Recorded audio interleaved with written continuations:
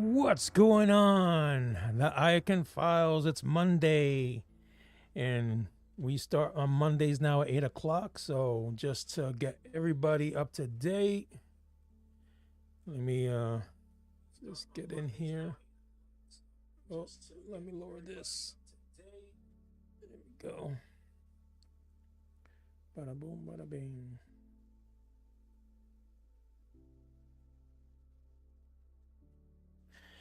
And we got a cool show today. We're gonna do continue with the retro files series, and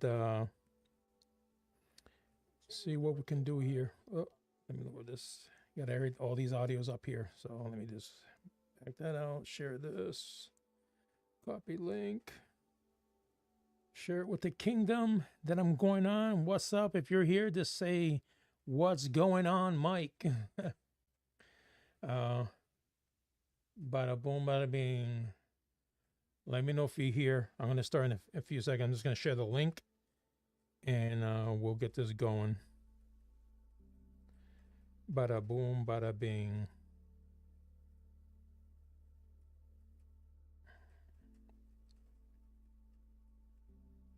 Bada boom, bada ding. There we go.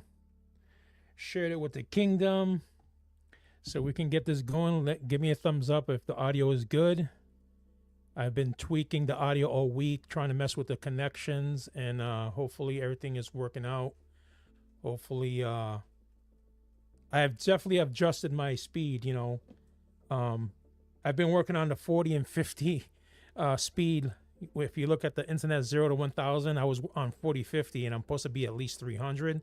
So I moved the router from the basement upstairs, and now I'm like in the 300s. So I shouldn't have any problems, but let me know in the comments anyways. Hopefully everything runs smoothly, and I can't think of any other reason why it would lag. The last show, excuse me, was lagging just a few seconds here and there, but overall was good. All right, man. So today we're gonna continue with the with the retro series that I was doing. The last couple of series was on retro toys, and I had a couple of cool stuff that got a few people like, yo, I remember that, the Rock Lords and Humanoids, and a couple of those other cartoons that we grew up with. So it was a cool experience growing up, and I was able to share that with a few of you guys who are watching, and it brought some memories to the community too, so that's pretty cool. So I felt it was pretty cool with the retro stuff, so I wanted to dive in today on retro consoles, gaming consoles, and games. And the gaming community is such a huge community that I might we're probably gonna go little by little. We'll see how it goes today, but we're gonna dive in. And the first one that I wanna bring up, see if I'm sure you guys heard of it, but I'm just gonna bring it up and see what you guys remember from this. Let me do this. Let me see. Put myself on the side. That way you guys can see it. Boom. Bada boom. Bada bing. The Atari 2600. Oh my God, dude. I was born in 78. So, I remember playing with this. And a lot of, even the new generation people, they still pick this up out of curiosity, and if you collect consoles, it's just Atari is one of those things that you have to have. And I feel like the Atari 2600 is definitely one of those Atari systems that everybody knows, even if you didn't grow up with it.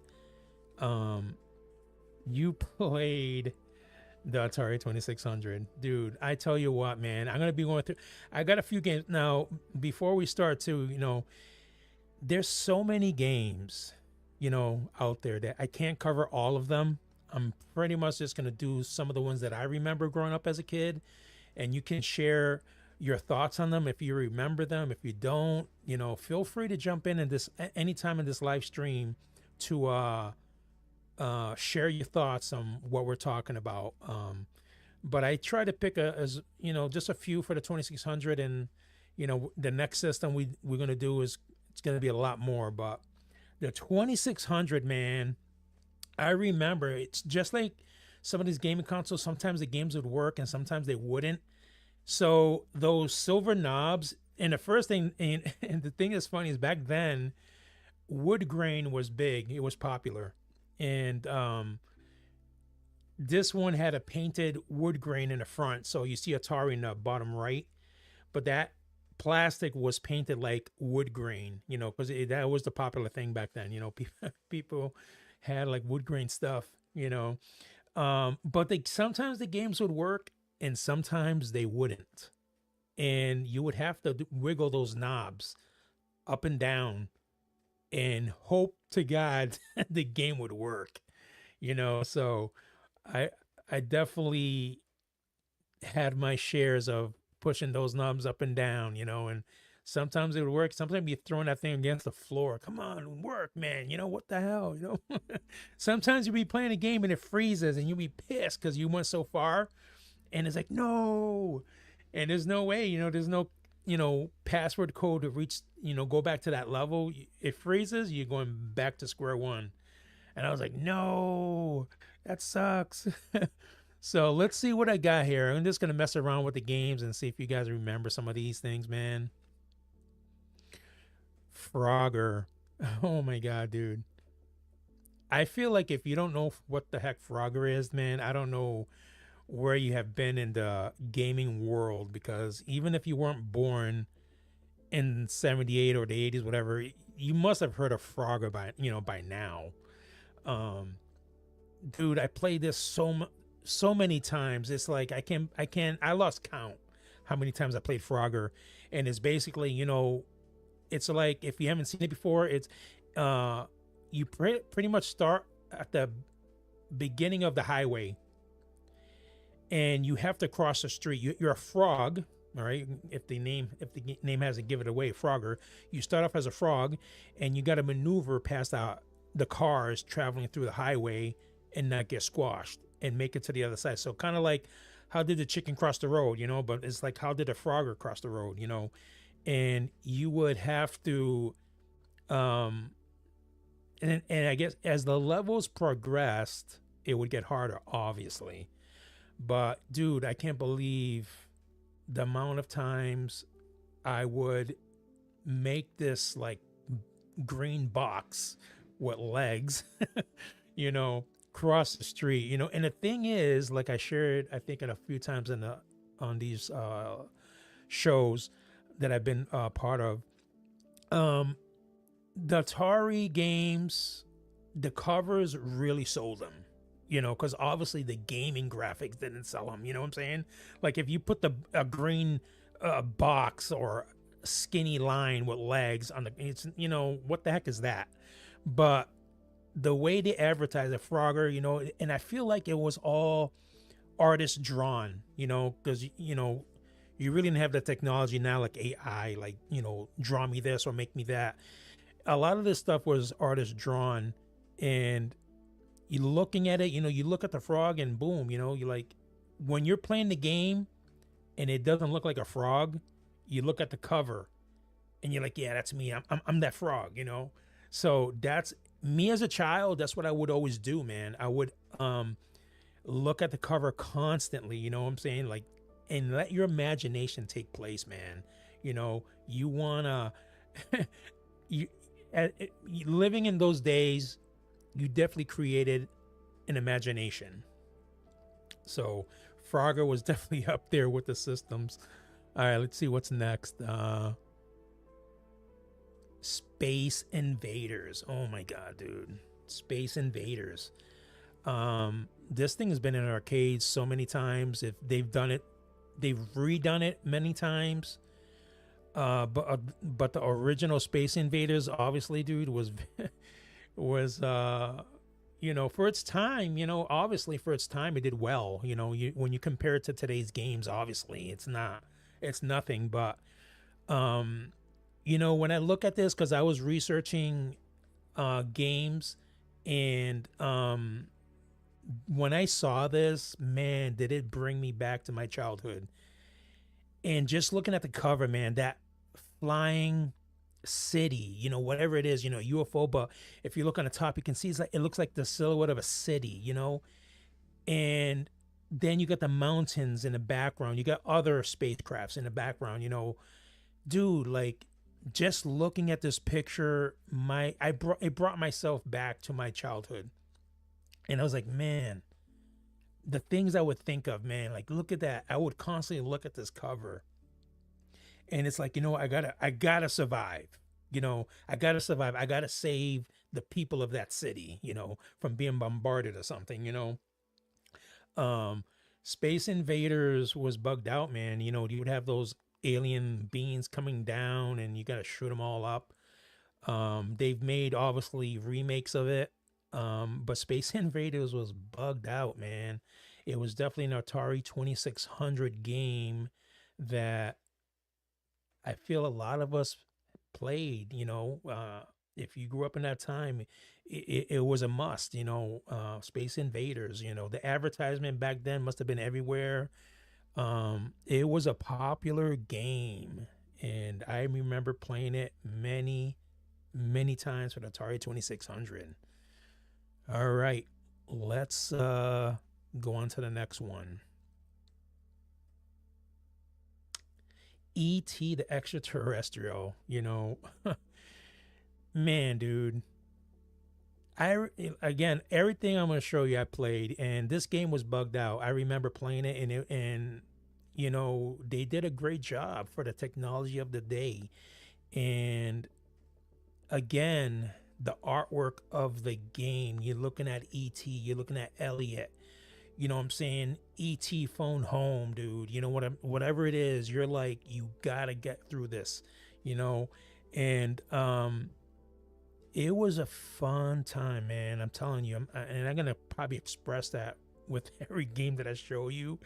It was a fun time to be a kid, man. It was a fun time to be a kid. Lots of great movies that they even still play till today.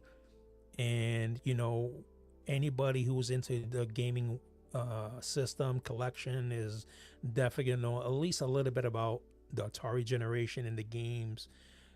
Funny story is, when ET came out in theaters, the family went to see it. Apologize for the dog in the background.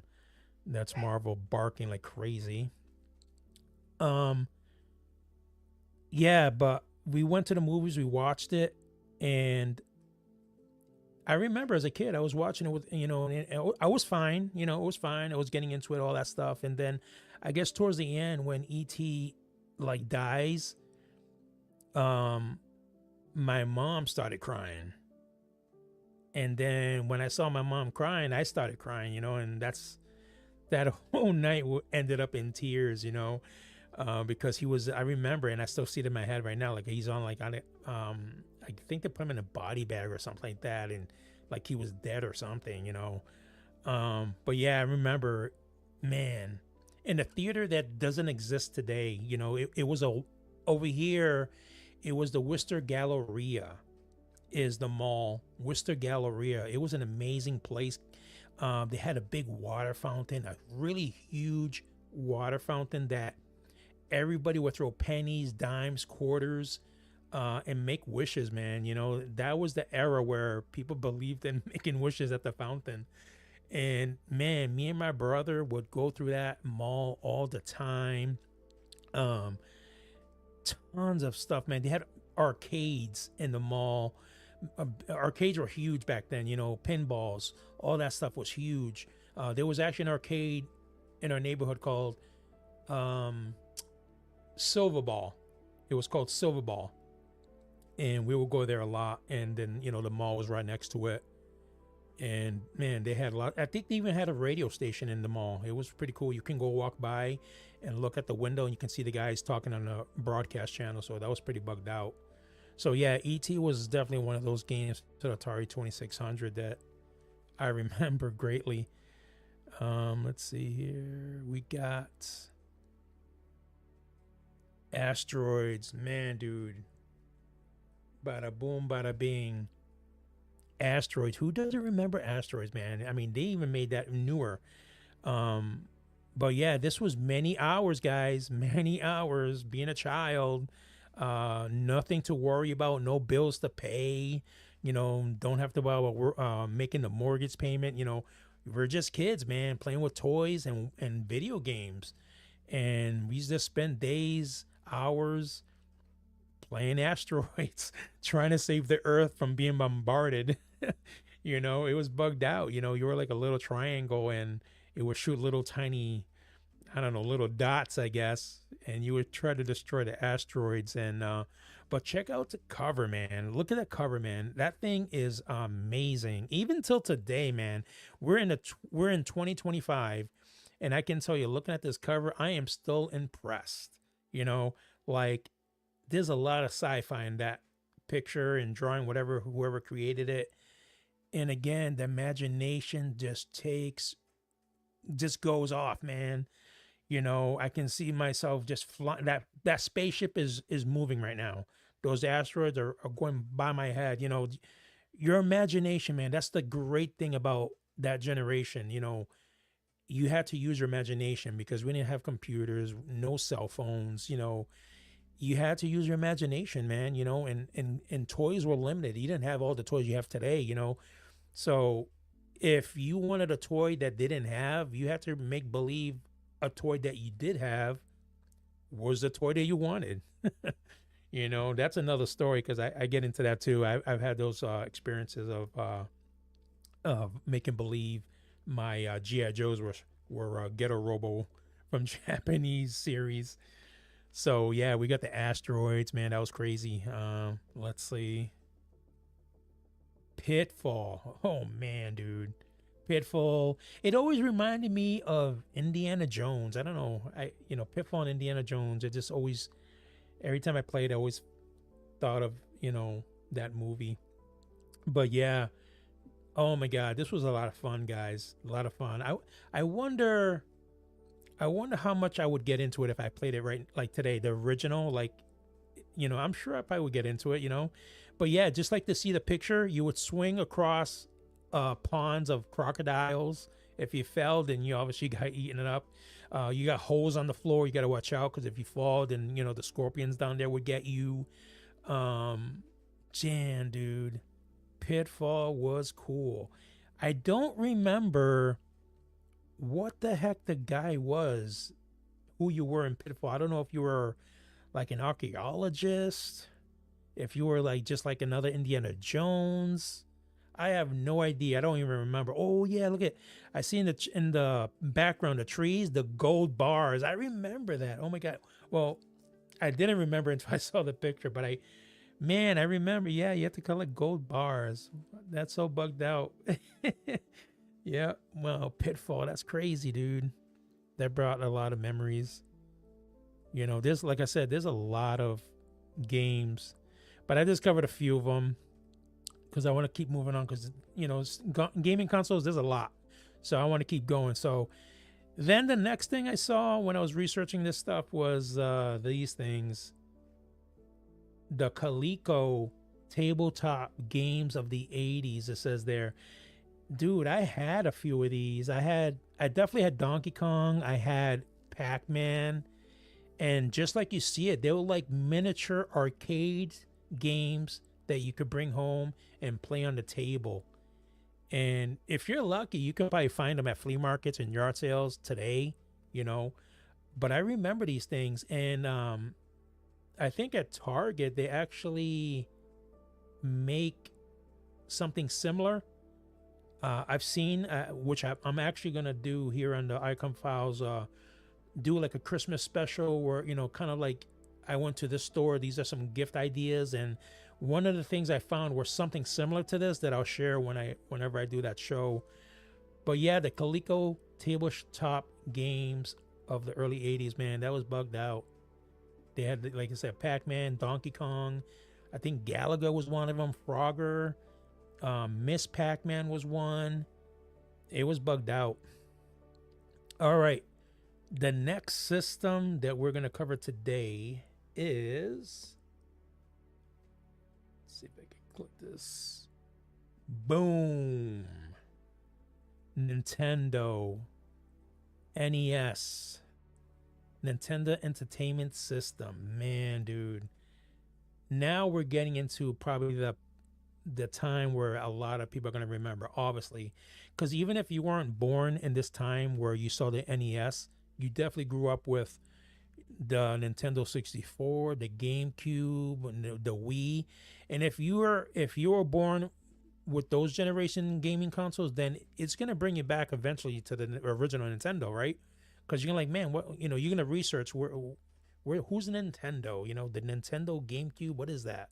You know, Nintendo 64. That you're gonna and it's gonna take you back. Yeah, it all started here. The um the Nintendo, which actually in Japan, I don't know if I put the picture. I don't think so, but I got it in my notes. Give me a second here. So the Nintendo Entertainment System was released in Japan in July 15th, 1983 as the Family Computer Famicom, if I'm saying it right, Famicom, and redesigned and released in the United States on October 18th, 1985. Man, so I would have been 6 years old when the Nintendo came out. 6 years old. Oh my God. Um, and we got games here. I'll go over these too, but I got some pictures. I couldn't get pictures for all of them because I'm limited on what I can post here. But I'll share with you some stuff. But before we get into the games, I definitely remember this guy, Rob. I believe that was his name, Rob. And I I don't remember if he came with the Nintendo or if you had to buy him separately. I can't remember. But you were able to play some games that needed him. Like Gyromite was a game that you needed to have him play because he would move. Gyromite needed, there was like blue and red like round things that he would put stuff on to put pressure. And in the game, I believe it was like red or blue doors. And when he moves and puts it there, the doors would open in the game.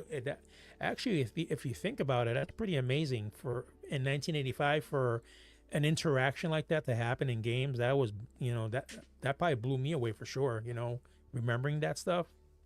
But Rob, I remember that. That was bugged out. He's really hard to find today. If you got one, especially in the box, man, it's worth big bucks. But yeah, I remember Rob. I'm probably let me go to Gyromite because I talked about it. So here's Gyromite. And that's what the graphics would have looked like on a Nintendo. Gyromite Nintendo Entertainment System. And Gyromite, let me see if I have it here. Gyromite came out in 1985, obviously, because that's when the Nintendo came out in the United States. So when the Nintendo came out, guaranteed you were able to buy this. Either this game came with it or you had to buy it. I don't know. But you can see in the cartridge cover the robot in the lower left. So that's Rob. So it's letting you know that you need the robot to play it. But I believe if you didn't have the robot, you can still play it somehow. I can't quite remember. Maybe on the second controller, using that, you can get through it. But yeah, that was Gyromite in 1985.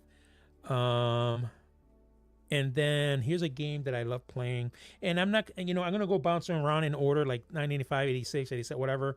I didn't have time to put them all in order by year, but we'll get there. Stinger. Dude, oh my God.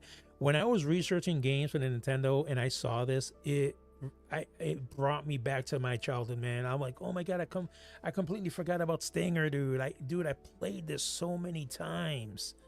I played Stinger. And the artwork is amazing, dude. I love this artwork, man. I feel like going to Staples and making it a poster and put it on the wall. This thing is awesome. I love this poster. The different color, green, blue, red. Oh my God, it was so bugged out. I love this game. This would be a lot of fun to play today, man, if I can get that. And Stinger came out, let's see. See where I got him. Stinger came out in 1987. 1987 this game came out. And yeah, this was a lot of fun, man. I remember even remembering the packaging was a lot of fun. Um Thinking about it, the way that you would buy games and stuff, that was so much fun. And yeah, so Stinger, the next one, Zanuck. Oh my god, dude. So when I was researching Nintendo, I'm like, man, I know there's a game that I played a lot that you're a spacecraft going through levels and stuff. And a lot of other games look similar, and I'm like, oh, maybe, is it this one? Is it this one? But as soon as I saw this one, I'm like, yes, this is the one. This is Zanuck. Yo, this is so much fun, guys. This game was a lot of fun. If you have an original Nintendo and you're looking for games to play and you never heard of this game, get this game. This game is a lot of fun, guys. A lot of fun. And I think there was like a trick to like stay in the bottom corner, left or right, or the upper corner, left or right, and you wouldn't get hit.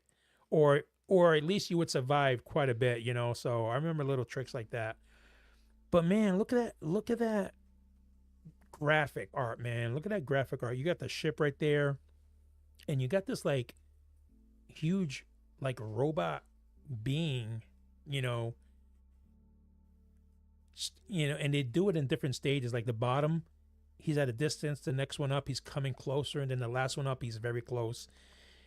I vaguely remember this guy, but I definitely remember the artwork, man. Wow, it's such an awesome artwork. And I would love to have just maybe, like I said, a poster of this on a wall, or even just a binder with just classic Nintendo game art. It's just amazing. What it says exclusive power play game, Zanuck. FCI. I wonder if maybe that's who they made it. The company they made it, FCI. Who knows? Back then there was so many games companies out there who made them. But yeah, Zanuck was definitely one, guys. Definitely. Let's move on. The Goonies 2. Oh my god, dude. This was an awesome game to play, especially with the movie coming out. The Goonies, man. Who hasn't not watched that movie, The Goonies? And the game was just as fun, man. It was bugged out. Look at that artwork, though. Capturing every single character of the movie really well. I think the way they placed each person, it was perfect. That was a really fun game to play. The Goonies. You had good music in the game. The Goonies came out, tell you right now, 1987. The Goonies came out in 1987. Dang, dude. Talking about a road trip to the past.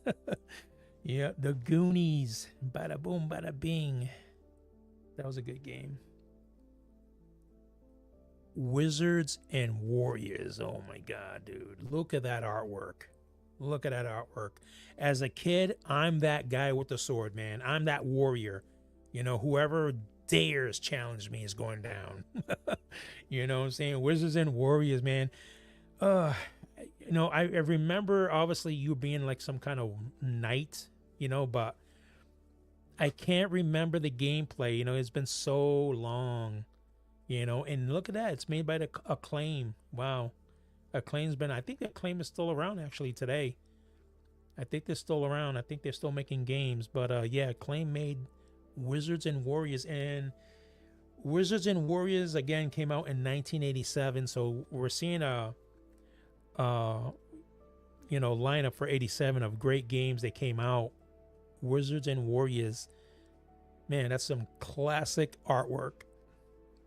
Next, Solomon's Key. Oh my god, dude. I completely forgot about this game, but when I was like researching what to show you guys and I saw this Solomon's Key, dude, That thing was, I was like, oh my God, I remember this. I remember that guy, the costume. I remember those floating heads, dude. Oh my God, I remember. Dude, this thing was awesome. This thing was awesome. You know, I played this many times. And I guess it's Tecmo that made it. Tecmo. Um, I'm trying to read that fine line. Million sold in Japan. It says a million sold in Japan. Wow. So I guess it was really popular. Solomon's Key. I think my brother said it had to do like like a like Bible stuff. I don't know if that's true, but unlock Solomon's secrets. I don't remember, playing it and thinking of the Bible, but I do remember playing Solomon's Key. That was bugged out. Solomon's Key. Look at the graph. That's pretty cool. Reminds me of like, an elf or something. All right, this next one. If you guys don't know what it is, then you're not from planet Earth. Double Dragon. Trade West Nintendo Double Dragon. #1 arcade smash. Bada boom, bada bing. Dude, this thing is awesome. Oh my God. And again, the games were never like the covers, but they did their best. But Double Dragon was awesome. Awesome, awesome, awesome game to play. They've made lots of different versions of Double Dragon. I've been out of the gaming community for a while, so I don't know if what's the latest Double Dragon game they've made, but I know they've made several attempts at the original. And this was bugged out, man. You had guys, huge, like small legs with huge muscular bodies. It was one. It was one of those kind of games, that era where they had chicken legs, but their upper bodies were huge. They had villains like that in this game, and then I don't know if it's in the Nintendo. It might have been in Nintendo where there was a code that you can actually play some of these villains, and that was bugged out. Like there was an arena where you would fight each other. I think the double player mode is where you fight each other. And so in that mode, you were able to, some kind of code, I don't know if it was a Game Genie or something, but you put a code in, then you can select those villains and play them. I remember picking that big bald guy that was really big. I would always pick him. So Double Dragon, man. Double Dragon, do I got it here? Let me see. Double Dragon came out in 1988. 1988, Double Dragon came out. Dang, dude, I would have been 10 years old. 10 years old, jeez. All right, let's see. Next would be Mega Man. Oh my God, look at the original Mega Man artwork. Jeez, dude. Kind of looks more like Tron or something like that, but when I think of Mega Man today, I definitely don't think of this guy. But yeah, that was started, guys. This is where Mega Man started, dude. To my knowledge, anyways, this is where it started. High resolution graphics, huh, guys? State of the art. Game pack by Capcom. Oh, now we're seeing companies coming out. Capcom. When I look at this cover, I look at those round things around Mega Man, and those things always reminded me of those the pinball, those bumper things, like boom, boom, boom. That's what it reminds me when I look at that. Yeah, definitely. It's definitely a different cover too. You have all these other covers with some really crazy artwork, and I feel like this one was a bit downgraded compared to the ones I've been showing you guys, but still kind of cool. Like you got to start somewhere. So that was Mega Man. That's where it started, guys. Mega Man. All right, this next one, Rygar. Dang, dude. Rygar. By Tecmo. I think Tecmo eventually became a popular company for a sports game, because I want to say Tecmo did a lot of like football games, but this one was Rygar, and joined forces with the legendary warrior. Jeez, over 1 million sold in Japan. Jeez, it's crazy how they advertise that now, because again, they're being released in the United States for the first time. So they're letting you know, yo, in Japan, we sold 1 million of these, so you definitely got to buy it. But Rygar was bugged out. I remember playing it, and I loved playing this game a lot. The artwork was amazing. As a kid, I definitely was drawn by the artwork. I mean, look at this guy. He looks like some kind of superhero. He's got some kind of fire power coming out of his wristband or something like that. He's got a crown. He's dodging like looks like goblins and stuff like that. He got this creature on a tree. So even with the limited artwork on the cover, you can still use your imagination and create a whole new fantasy world in minutes. So Rygar was a cool one. I love playing this. And like I said, if you don't have this in your collection and you have a Nintendo, pick it up, man. I don't know what games are going for today, but it can't be that much. Rygar was cool. I had fun playing that one. This next one was the beginning of a huge franchise, man. Huge franchise. Metal Gear. There you go, guys. Metal Gear. This is where it began, man. Look at that artwork. That guy always reminded me of Reese from Terminator. I don't know. I just feel like he looks like him. And every time I look at him, I feel like it's him. It's Reese, from Terminator, I come from the future. I'm looking for Sarah Connor. Yeah, so Metal Gear, dude. I remember watching my brother play this like crazy. I played it as well, but I think a lot of time in my youth, I watched my brother play this a lot. This was an amazing game to play.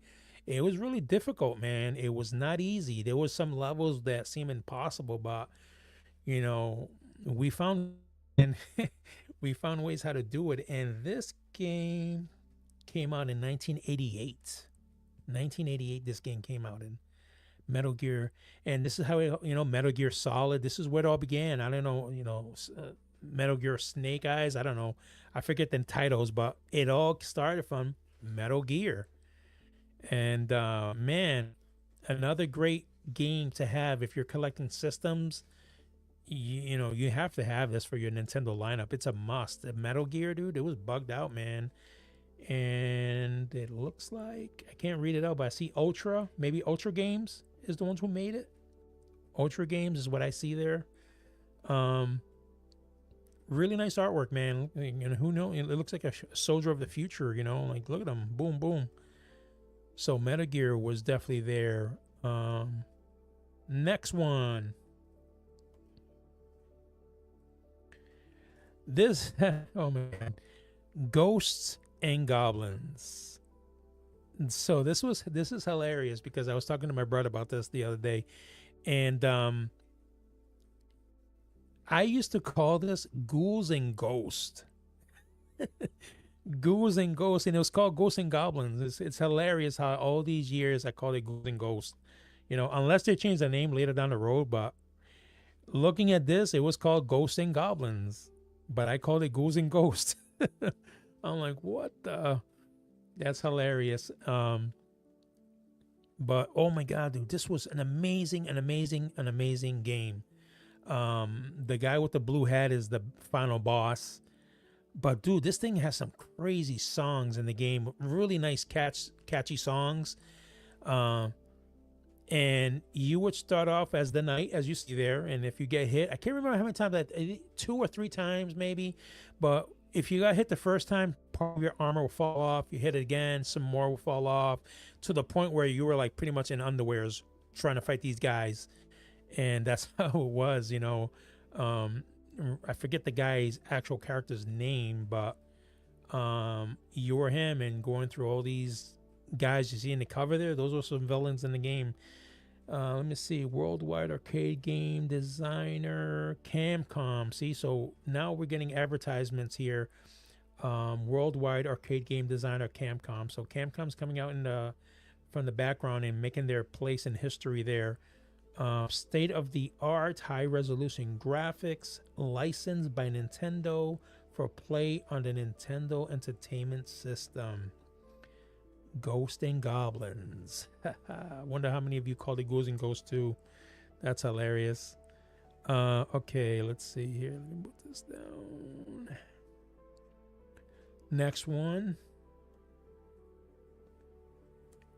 Castlevania. Oh man, dude, Konami.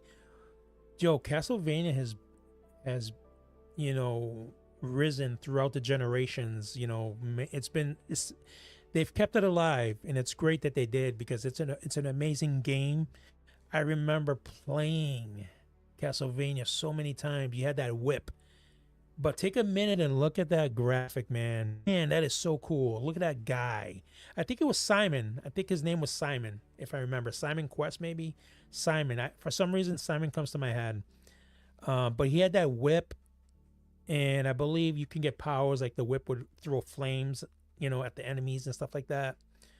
I see like Dracula in the background, so I don't remember if it was actually Dracula that you fight in the game. Probably. That's his castle in the background, and man, but look at you can feel the energy. You can feel the energy just by looking at it. Look at that. Like he's lunging with that whip, lunging at that Dracula being guy. You know, what an amazing artwork and an amazing game, guys. If you haven't played this for the original Nintendo, you would have a lot of fun. Made by Konami. Again, they're probably coming out, and Castlevania came out in 1987. 1987 is when Castlevania came out, and I remember sitting down many hours trying to take out the enemies of the night. Castlevania, that was bugged out. All right, let's see here. The Legend of Zelda includes invaluable maps and strategic playing tips. Nintendo Entertainment System. Wow, man. I remember it must have been my brother, because when talking to my brother, at this time, he was the one like into video games. I was into toys and stuff, but he said by this time, he was into video games. And I remember getting The Legend of Zelda because the cartridge was gold. It was like the first game to look like gold. And that, dude, I feel like by the game gold added to their sales, their success, because everything else was just like so gray cartridges, no big deal. But Zelda was that gold plated cartridge, like boom. And man, oh my God, did I have a lot of fun playing this. And I feel like a lot of times this original game is a lot more fun than some of these new ones. And the new ones, they look amazing. But man, did I have a lot of fun playing this, guys. The Legend of Zelda, the music, the countless dungeons. Man, I'm telling you, you're playing for weeks, months, who knows, probably years. This was a game that will go down in history as one of those that just created a cult following, man. There's so many Zelda fans out there. You probably got Zelda fans versus Mario fans, no way, Zelda's better, no, Mario's better, oh my God. So yeah, that was a good one. And Zelda came out, it's gonna be similar. Let me see. Zelda, do I got it here? I do not have it here, but I'm gonna take a guess. It must have been like 87, 88, I'm gonna say. So yeah, Zelda definitely, guys. Metroid, oh boy. So I definitely remember the Metroids of, I think it was the GameCube. I think the Wii had it too. Man, it's come a long way, guys. So that, just like you see it there, that's what it looked like when you played Metroid on a Nintendo back then. It was crazy, dude. It was but it was a lot of fun, man.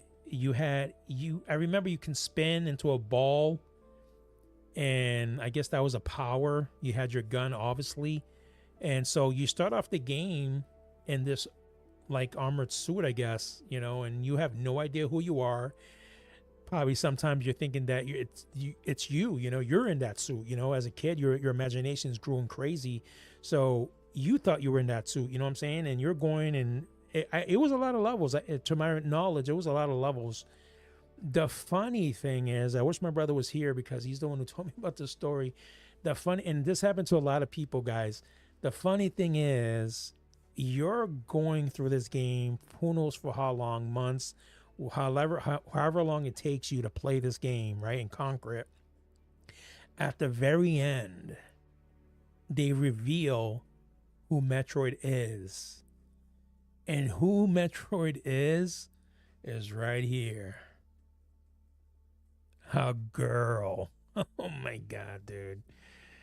Oh my God. There were so many guys that were so upset. Like, are you serious, dude? Like, I played for months and it's a girl? My brother was one of those people that I think he was actually pissed that it was a girl at the end. It was funny because he had the ending, you know, you got the music going, and then I think it's just like you see it there. Like, you know, I guess if different endings depending how long it takes you to beat the game, I guess. 1 hour seems crazy, dude. To beat the game in 1 hour seems crazy. I don't even know if that's possible, but I remember being in the game, seeing Metroid in the suit, and I feel like his helmet would like disappear and then her hair would wave in the wind. And I'm like, are you serious? We played a girl all this time? Like, I think at that time, boys didn't want to be girls, you know? Like now everybody wants to be girls, it's fine, you know? Like I can play Metroid today and not have a problem with it, but yeah, back then it was like, oh no, I got the cooties. I gotta disinfect my controllers. Metroid, man. Yep, I remember that. All right, let's see here. This is gonna be a favorite one for a lot of people. Teenage Mutant Ninja Turtles. Bada boom, bada bing. Ultra games right there. Dude, this was huge. This was huge. Ninja Turtles come out into the spotlight. It's funny how the cover has all red bandanas. Yeah, man, this was a lot of fun. Lots of fun. Lots of fun. Played it for countless hours. This was a huge game in the arcade. I remember having those big arcades where there was 4 joysticks and you can pick each character. You know, if you had 4 friends, boom, let's be, you know, the whole team is out. So yeah, Teenage Mutant Ninja Turtles, huge, huge. You know, and I believe by this time the comics were out. So it was a huge deal, man. It was a huge deal to have the Teenage Mutant Ninja Turtles. And they came out, I think I got it. Bada boom, bada bing, the Teenage Mutant Ninja Turtles came out in 1989. 1989 they came out. That's pretty cool. Bada boom, bada bing. Let's make sure here. 1989. All right, the next one that I'm going to show you guys is, man, if this game was my trophy, my Stanley Cup growing up in the 80s. Rampage. So they made this game several times, and I think they remastered it. So a lot of you might have remembered this game. If you don't remember the game, basically, if I remember correctly, there's 3 guys. I don't know if it's 3 guys and 1 girl, but it was definitely 3 people. And then each of those people would turn into these giants. So one turned into the gorilla, one turned into like the Godzilla type person, and another one, I believe, to my knowledge, turned into a giant wolf. And dude, this was a lot of fun because you would go through the city destroying the city. It was like demolition derby, you know?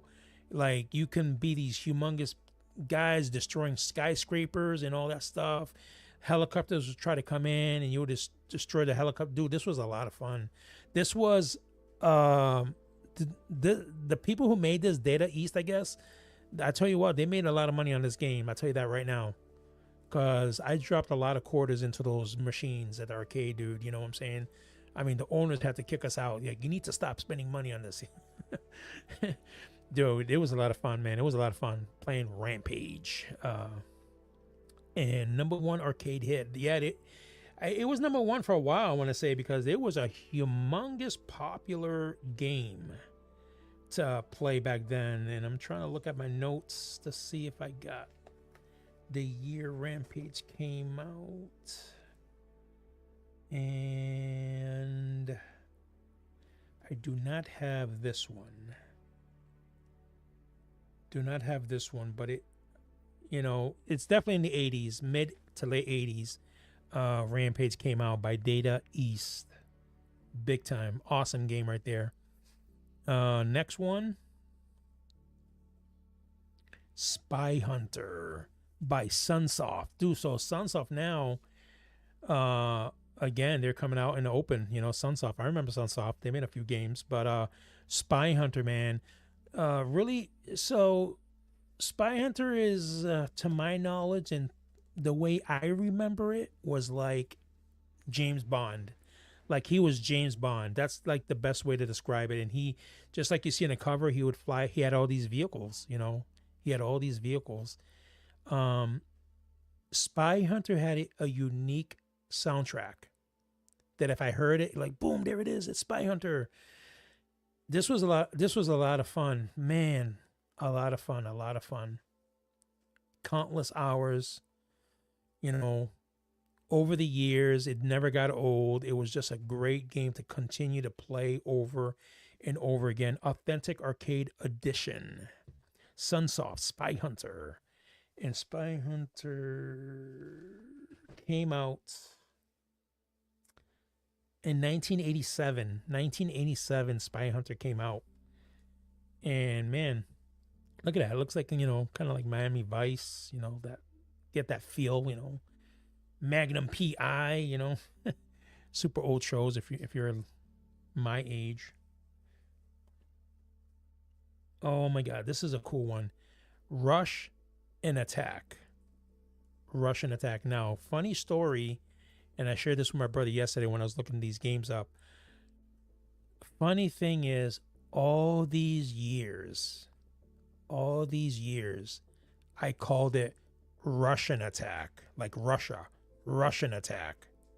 And I looked it up, and Russian Attack? And I'm like, I thought it was Russian Attack. So, dude, oh my God, dude. Man, what? 40 years calling it Russian Attack? Oh my God, dude. It's funny how when you look up history and simple mistakes like that, it's hilarious. Like, oh my God, this is crazy. Russian Attack was so fun, guys. It was so fun. I mean, I couldn't stop playing it. It was just an awesome game to play. Russian Attack. Oh my God. And I think I got that one down here. Let's see. Russian Attack came out in 1987. 1987, man. Seems like 87, man, has some really great games in 87. Whoever was working those game companies, and they were hitting it right on the money, because Nintendo was forming the giant that they are today. They're still a giant. If you know what I'm saying? If you can still be around with Sony, Microsoft, and you're still around, then you're doing something right. You know what I'm saying? So you got to give props to Nintendo, whether you like them or not. You really got to show some respect, though, because they're the ancestors, man, of gaming. You got Atari, then you got the Nintendo. You got to give props. We wouldn't have games if it wasn't for companies like this, trying to make a buck. So, all right, moving on. The next game is a popular one for me. Muscles. And look at that, by Bandai. Isn't that bugged out? Bandai. Tag team match. Muscles. Licensed by Nintendo for play on the Nintendo Entertainment System. Character action series. So if you're not familiar with Muscles in the 80s, I don't know what came first. I don't know if the videos came first, or I don't know if they were like a cartoon. I don't know if they came out in the comics first, but they made the toys for Muscles. And if you don't remember the toys, you can't get any simpler toys than Muscles. I'll tell you that right now. So Muscles were just molded pink rubber figures. You know, they were all pink. All pink. No color. They were just all pink. They were like super, super small guys like this. But I tell you what, they were a lot of fun. They were a lot of fun. They came in all shapes and sizes, guys. So you would have like a pyramid with arms and legs, and that was a wrestler. You know, a lot. You know, the cool thing is, a lot of these wrestlers reminded me of the Star Avengers Robeasts. I say Star Avengers, which is Ghetto Robo, the Japanese series with Dragon, Arrow, and Poseidon. You know, I think I shared that in the last feud where like Poseidon formation, switch on, or Arrow formation, switch on. So that series, they have these Robeasts, you know, and a lot of the Robeasts have horns and they look differently, but a lot of the wrestlers and Muscles, the toys, they look like the Robeasts. So a lot of times I would use the toys and play like Star Avengers, like if I was watching Star Avengers, and I would sing the songs in my head. Then if you've never watched the old Star Avengers, Ghetto Robo Formers, you know, they go by different names because I remember them here in the United States as Star Avengers. That's how they advertised it here. I bought VHS cassettes that say Robo Formers. So you might be able to find them on YouTube by Robo Formers, Star Avengers, all one word, or Getter Robo. And I felt like there's been a couple of spellings. It's either Getter Robo or Ghetter. You know, I don't know what's the. I think the right way to spell it is without the H, but people spell it with the H. So either one of those spellings, if you look it up, or even if you type in YouTube like Dragon Formation, Poseidon Formation, Arrow, I'm sure a cartoon will pop up. And you'll hear the music in the background, what I'm talking about. The music, dude, the music was everything in these cartoons, dude. It was everything, you know. It was intense. You know, whenever they do something, the music is like in there, like boom, boom, boom. Like, yeah, you want to transform, you know. It was crazy. So, yeah, check them out. But Muscles, if you look up on Google Muscle Toys, you'll see what I'm talking about. They had all these different ones, and they definitely remind me of the cartoon. So, all right, let's move on to the next one. Ice Climber. Oh my God, dude. I lost many years, many hours of my life playing this game.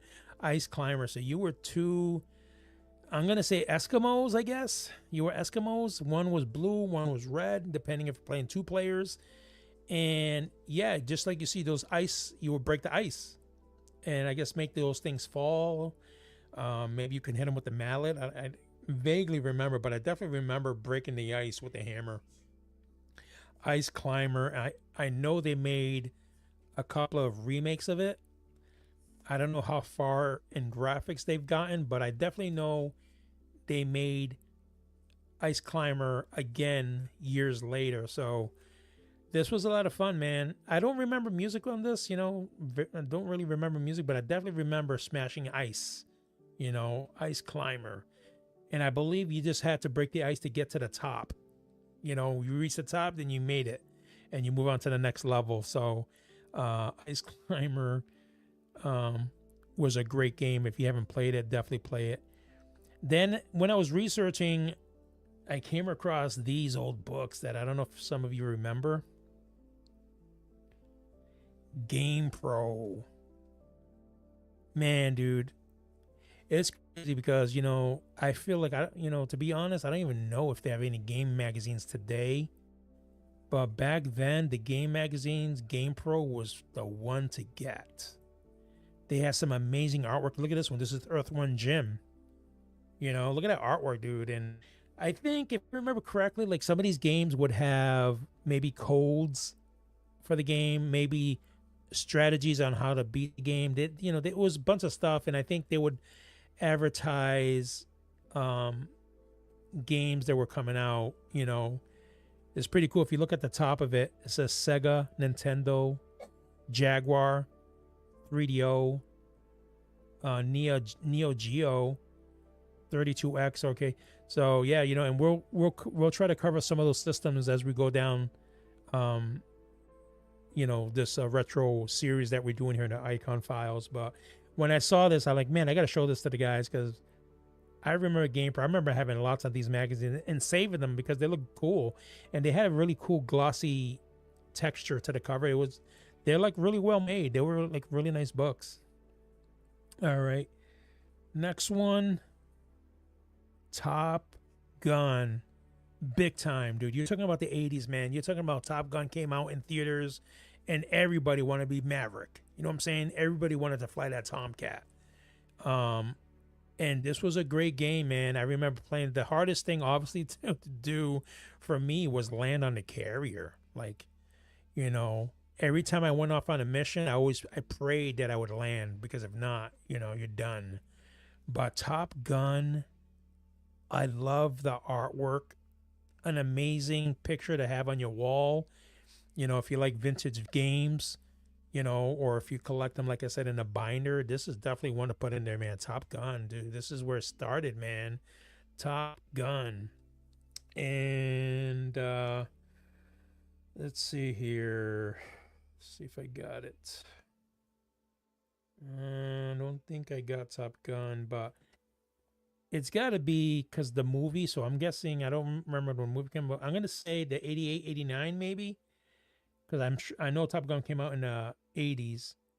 So it's got to be sometime in the 80s this game came out, and I'm sure they did well because Top Gun was an amazing movie, definitely an amazing movie. So I got one final one here to show you guys for the Nintendo, and after this, I think we'll end it because we're at an hour. So and I wanted to break it down into series because I wanted to give a time for each system because there's a lot of cool games out there. But the next one, Friday the 13th, destroy Jason if you can. Friday the 13th, welcome to the theaters. Make it if you can. Oh my god, dude. Joe, this game scared the crap out of me. This game scared the crap out of me, dude. And I still played it. I still played this game, but it scared the crap out of me. Like, I'm lucky I slept that night. And the thing that freaked me out was the music, dude. The music freaked the crap out of me. If the cover didn't do it for you, like Jason right there, boom. The music was freaking haunting to me as a child, dude. Like, trying to mimic it, it was like, it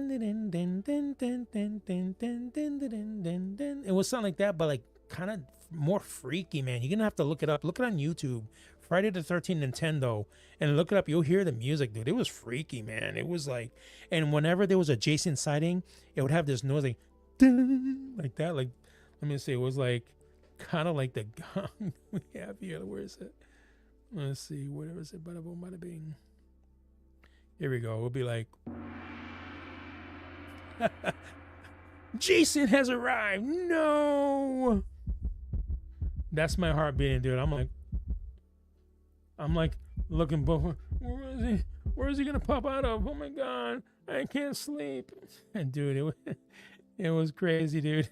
The music haunted me, dude. He would pop out of nowhere, and it was kind of like the movie. He would hunt down the kids in the camp. And they were like little kids. They all wore the same clothing. And I guess based on the movie, I guess you would travel. It was like Crystal Lake, right? Crystal Lake Park, I think it was called in the movie, Crystal Lake. And you would have to save the kids, whoever they were, right? The kids. And you're walking. The music, I'm telling you, the music freaked me out. But every now and then, you never know when it's going to happen, the Jason sighting would happen. And the music would, like this weird notification sound. I'm like, oh my God. And you're trying to get to wherever it is. You're looking at your map, hoping that you make it on time. But even getting to the house, sometimes you will confront Jason. And he'll come out, this big Jason throwing an axe at you. Sometimes you'll go up the woods. and face, dude. It was a scary game, dude. I'm telling you, like I'm surprised I played it, dude. Like, but it was freaking scary, dude. And Friday the 13th, damn, dude. Jason, destroy Jason if you can, man. To be honest, I don't even remember if I did. You know. Yeah, it was crazy, dude. It was crazy to have Jason. You know, as scared as I was, I still played it, dude. It's kind of weird, you know. You still played it. So, bada boom, bada bing, guys. Oh my god, what a lot of fun this was. Um, so we got today. We covered the Atari 2600, and we dove into the Nintendo NES Nintendo Entertainment System. So this is where we're gonna cut it off for today because we're already over an hour. You know, but to give you guys a sneak preview of what's coming up, the next gaming system we're going to cover is going to be the Sega Genesis, and dive into the TurboGrafx 16, and we'll see what else. If we can fit another system in there, we will. But I'll be doing some research on the Sega Genesis, and I'm kind of going to do the same thing. And feel free, guys, to comment and tell me what you guys want to see. You know, like I can look up some games that you guys grew up with, and we'll talk about it. You know. At any time, you guys can talk about anything that I said on the live today. If you guys remember anything, you know, again, I'm going like way back. So I don't know if a lot of you are as old as me, but I wanted to share because I was having a good time with the vintage stuff. Transformers Third Party Kingdom started with the vintage theme, and it was a vintage toys, and then I wanted to even go deeper, like think of toys that maybe nobody thought about, you know, some really hard to remember toys. And I think I did a good job of that with the last few episodes. And I wanted to, you know, talk about the games, man, because we all grew up with the games, you know, like, man. And it was a lot of fun looking these games up and looking at the artwork and just kind of reminiscing of you as a child and remembering when you played those games. It was a lot of fun, man. It was bugged out. I got some games here that I didn't have pictures for, but I'll go through it real quick just so you guys know. So we had the Mario Brothers, obviously, 1985, the Mario Brothers. Contra. Remember Contra, guys? That was a popular game. That's been out for a while. Contra came out in 1988. Zelda 87, Metroid, yeah, we got that one. Excite Bike. Remember Excite Bike? It was like this little dirt bike, and you would go through obstacle course type thing. And I think you would race other dirt bikes, but yeah, it was called Excite Bike, and that came in 1985. You got Duck Hunt, obviously Duck Hunt, 1985. When the system came out, I believe it came with Duck Hunt. You had the gun, and that was pretty amazing because that was like one of the first games you can shoot at the TV, you know, and actually work. So, Kung Fu was an amazing game. 1985, that game came out, and you were like a white karate suit, white with black belt, you know, and you would go through different levels, fighting different martial artists, enemies, stuff like that. Kind of like Bruce Lee, that movie Enter the Dragon, I think it was, where he's climbing that tower of. It's kind of something like that, you know. You're going through different levels, fighting people, and yeah, Kung Fu 1985. Played that many hours. Donkey Kong, right? Of course, 1986, Donkey Kong. Ghosts and Goblins, we did that. Castlevania, Metal Gear, Rygar, Jeremiah, Mega Man, Double Direct, Kid Icarus, man. 1987, I played that lots of times. 1987, Kid Icarus. You know, you're Icarus, the guy with the wax wings. And yeah, I vaguely remember, but you would go kind of flying around. But I played that a lot. Icarus. Stinger. Operation Wolf. Another good military game. Operation Wolf. Couldn't get any dates on that one. Did the rest of that. Pro Wrestling. What a great game that was. Wrestlers, but I remember there were special like characters that you can choose, and I remember picking like I think a lot of ones that were like masked wrestlers, you know. Let's see here. Double Dribble, the basketball game, Double Dribble. That was a lot of fun. I played that a lot. I believe they had whenever you would dunk it, I believe they would show like a larger cinematic type dunk. And I think for that time, that was a big deal, you know. So I would always play it just to see that the dunks. Spy Hunter Rampage, Strider. You guys remember Strider? They made that game a few times. Strider, that came in 1989. 1989 Strider. That was a great game. The first time I played that game was for the Genesis. You know, that's the first time I played with it. Ikari Warriors. Ikari Warriors came out in 1987. Dude, another great game. Ikari Warriors. Damn, dude. Lots of good memories, man. I can't wait to do the next one. It's a lot of fun, you know. Let's do a couple of shout outs before we end it here. Angela Gibson of Crafty as a Mug. As I tried sharing with you guys, I got the new He-Man one here. We got many shirts that she's been putting on her website, craftyasamug.dashery.com. We got Voltron, we got Gatchaman, we got He-Man. What else? We got the Cybertron. We got Battle Beast. No, Battle Beast. Yeah, we got Battle Beast. We got a realistic version and we got the cartoon version. So there's a couple of different ones there. And, you know, I'm always trying to think of new stuff to put up on the show. So if you think of something that you would like to see on a t-shirt, just write it in a comment. Hey, well, it'd be cool to see this on a t-shirt. And I'll see what I can do. Jonathan Schofield from 3DS Printing and Collectibles, where Imagine and takes shape. You know, Jonathan has been doing some amazing work, and I got some cool stuff in my collection from Jonathan that whenever I do a collection tour, which I haven't done one in a while, but whenever I do that, I'll definitely share it with you guys. It's going to be great. James Goebel, The Good, the Bad, the Awesome, all things pop culture. Check out James Goebel, man. Such an amazing human being. I have the privilege of calling him my friend. He does the Forge with Billy the Kid, and I believe Billy has his reviews, Billy the Kid reviews. So check both of them out, guys, if you haven't already. The Forge, you can check out, I think the last couple of ones, 2 episodes ago, or maybe 1 episode ago, was they hosted the Iacon Files on their show. I was so honored to be a part of their show. We had a good time. You know, my connection was a bit slow, but it was all fun and games. You know, we had the voice changer and all that to make it so much fun, which I have the mixer here, but I have not been able to figure out how to make this mic work with the mixer. So that's the only reason why you don't hear my deep voice. I'm going to have to do it manually.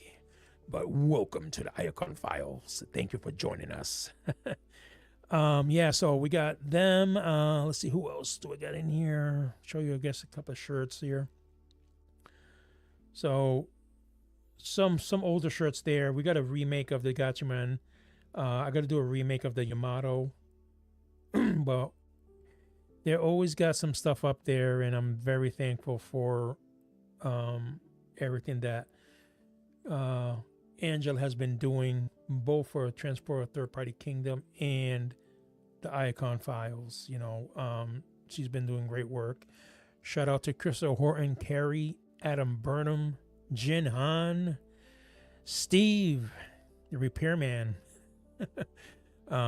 We got an amazing group of admins: Gibbs, Jonathan Williams. We got a whole bunch of them.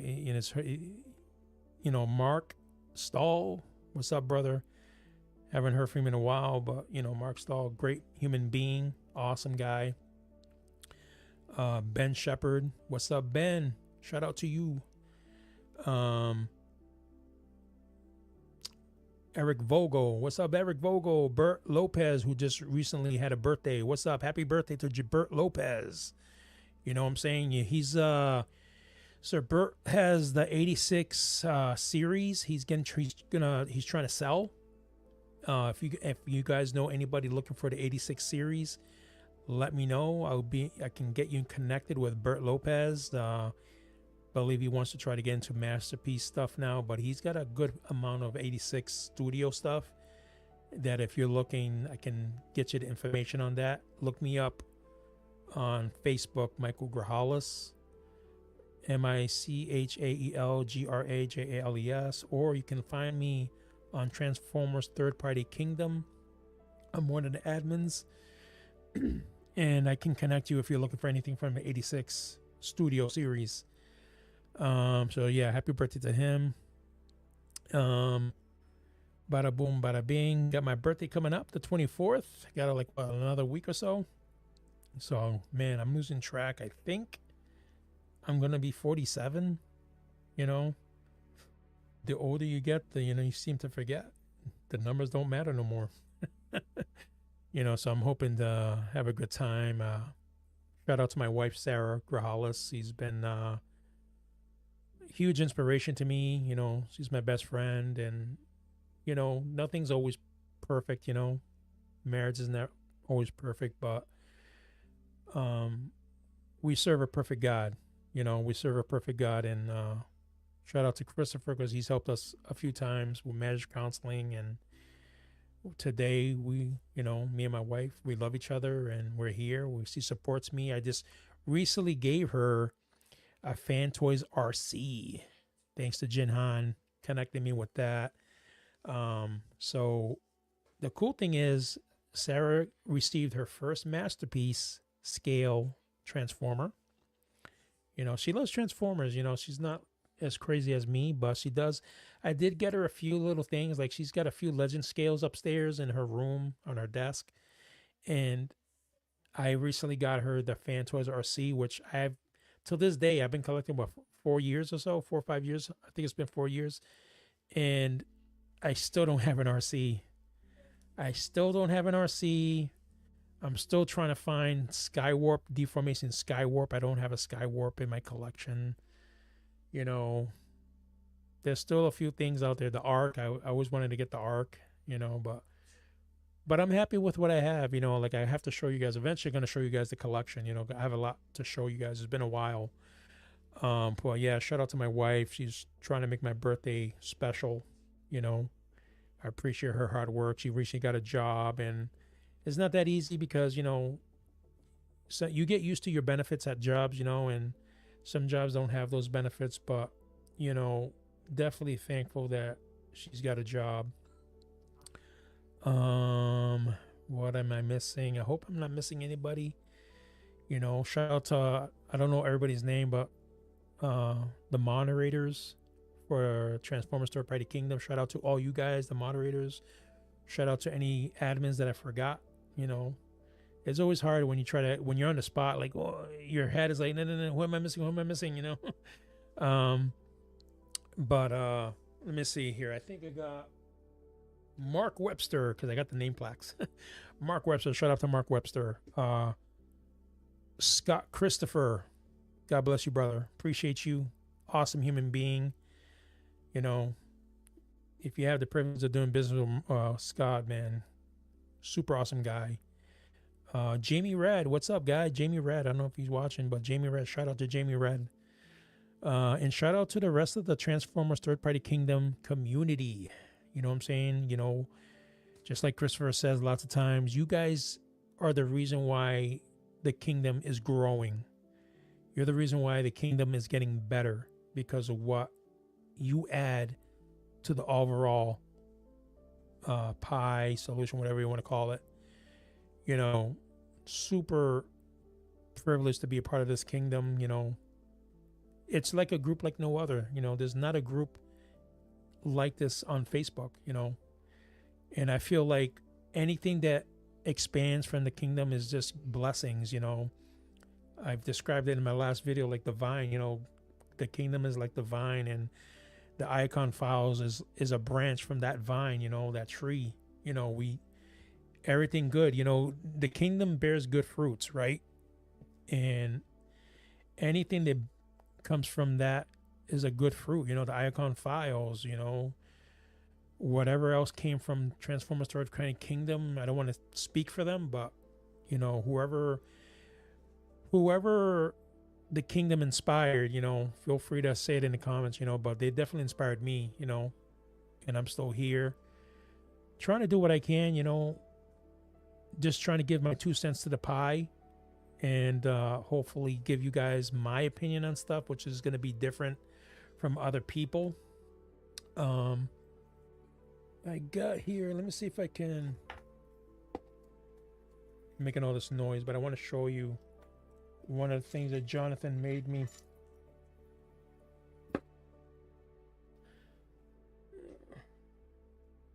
So these are the cups that Jonathan Schofield made. He printed me this out. A cup. It's what it is. And what it is, it's hollow, see? But what it is, you put your like soda cans in here, you know, or beer cans if that's what you do.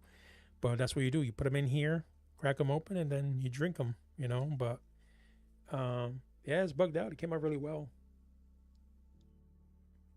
Always try to show this off when I can because it's worth showing. It's whoa. It's a good piece, you know. So that's Jonathan Schofield from 3DS Printing. So guys, thank you so much. Oh, before I leave, I just want to shout out anybody who needs prayer. You know, I always like to try to end the videos now with a prayer. If anybody needs prayer requests, now's the time to put it in the comments. I can pray for you. If you haven't accepted Christ, you know, we can pray for you. You know, if you need a Bible, I got little Bibles here that I can send to you. Just give me your address and we can send you a little Bible to get you started, you know.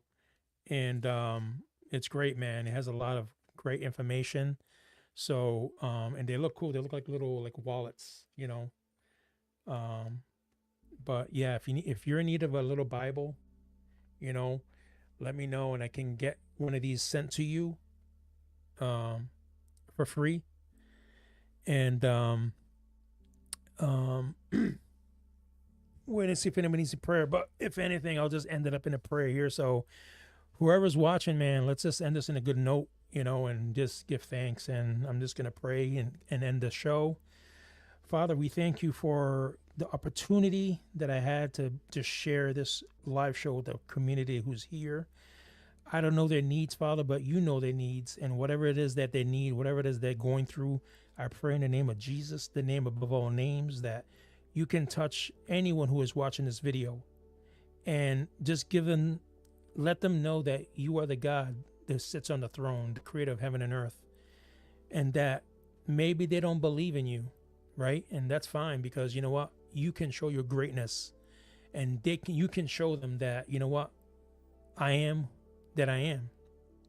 And I pray, Father, in the name of Jesus, that you can you can just connect with that person, whoever it is, whether they're going through financial difficulties, whether they're going through a family illness, maybe they're not doing well, Father. Maybe they're looking for a job. Maybe they don't have the answers. Maybe they're looking for the answer of life, right?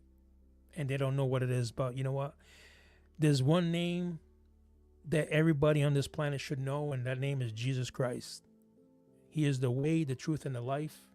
And if you haven't accepted Christ, anybody who's watching, wherever you are, just say, you know, Lord Jesus, I choose to accept you as my Lord and Savior. I'm a sinner, but you died for me on the cross, and you took my sins upon the cross and gave me life.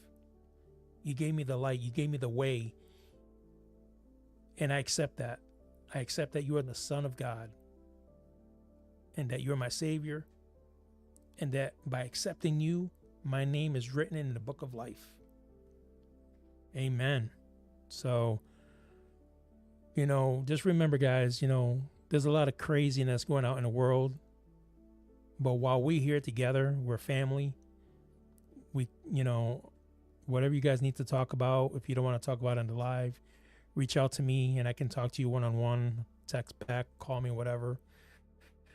You know, we should all try to bring a little bit of more happiness into the world. And I've said it before, Christopher and Carrie are doing that work with the type of people they are. They're bringing a little happiness into our lives, into the kingdom.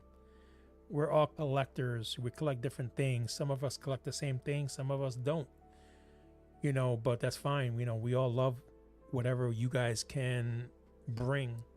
And I appreciate it, man, you know. So leave in the comments if you want whatever you want to see.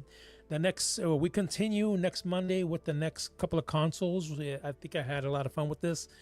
But feel free anytime just to give us some feedback, what you would like to see for a show. Hey, can you guys talk about this? Can you talk about that? If you would like to be part of the show, let us know, you know. And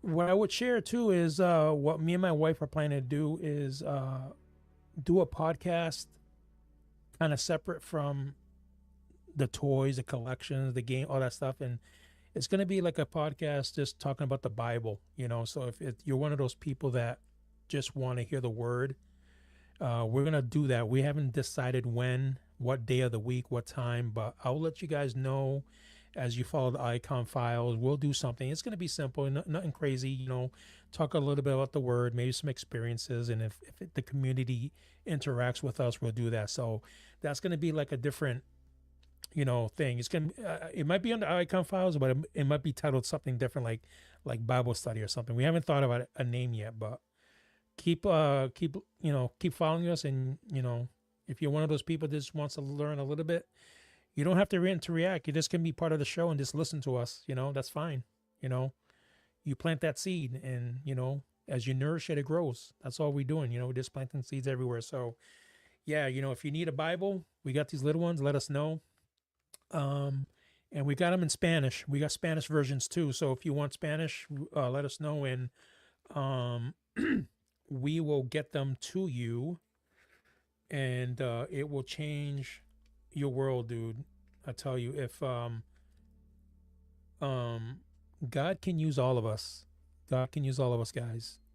As broken as we are, he can use us because he's the master. He's the master, you know what I'm saying? He can make all things happen, you know. So thank you so much, guys. I really appreciate you guys. You know, we got people watching today, and I'm so grateful that you guys are watching. Didn't get too many interactions, but just knowing there's somebody there listening to the live is enough for me to keep it going. So, you know, there's probably tons of things you guys can be doing, but you chose to be here with the Iacon Files. And I really appreciate that, guys. Believe me, I really appreciate it. It means a lot to me. And just keep remembering, Mondays at 8 p.m. Eastern Standard Time is when we go live. Sometimes I might go do like simple small ones before then, just like an unboxing or something like that. But the main talk show, the main topic, whatever, would be on Mondays, 8 o'clock Eastern Standard Time. All right, guys. God bless you. I love you. God loves you. Jesus loves you. You know. So stay safe out there, guys. Stay safe, and we'll see you soon when we open the files. All right, God bless. Bada boom, bada bing.